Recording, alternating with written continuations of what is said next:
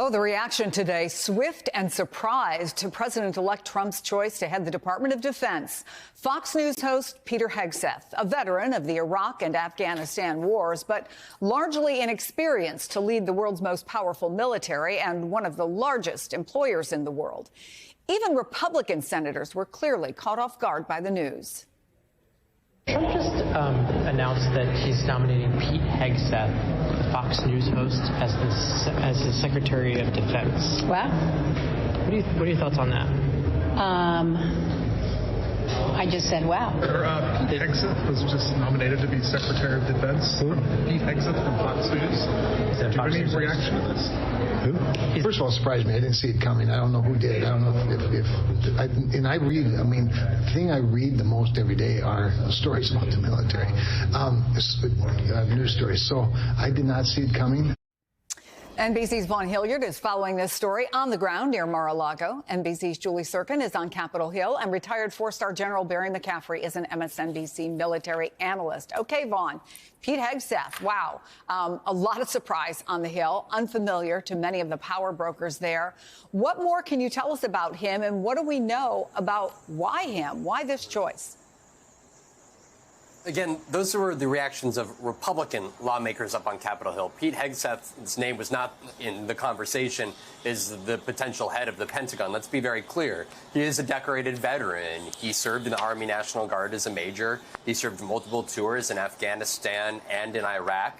But he has never held the leadership position within the Pentagon or within the Army. And that is where some of this concern over the extent or of his lack of experience in these leadership capacities at the Department of Defense is paramount. For Pete Hegseth, he spent the last decade as the co-host of the weekend edition of Fox and Friends, and he has openly suggested that women have not contributed, women in combat have not contributed to the U.S. military forces' effectiveness. And you heard that response, which he said that podcast that was recorded that you just played, it should be clear, it was published online just this last Thursday. So this is new remarks from Pete Hegseth, in which he was asked about how he would eliminate the so-called wokeness from the military. And his response was that the Secretary of Defense should have the chairman of the Joint Chiefs of Staff fired, as well as generals and admirals who adhere to such, again, quote, wokeism policies. And so I think it is emblematic of the type of Pentagon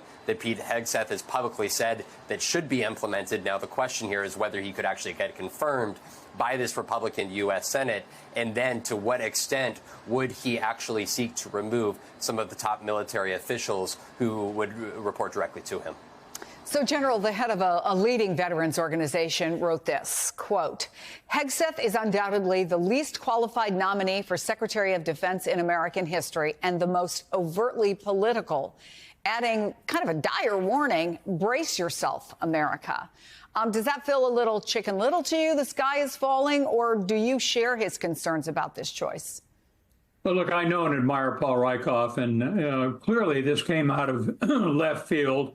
I know almost everyone involved in national security issues knew nothing about them. But going into it with Harvard, Princeton, and a combat infantry badge earned as a rifle platoon leader in combat are pretty good opening credentials. He's written books. He's very active in the veterans community. He's very smart. He's telegenic. He's in tune with President-elect Trump, and we should assume he will be concerned. So the questions are not whether he can run the bureaucracy of a 2.1 million person organization. You know, they get General Jack Keane or Eric Carilla or someone will be in there to buttress him on understanding how to manipulate the levers of power. The question will be his policies and those of the president-elect.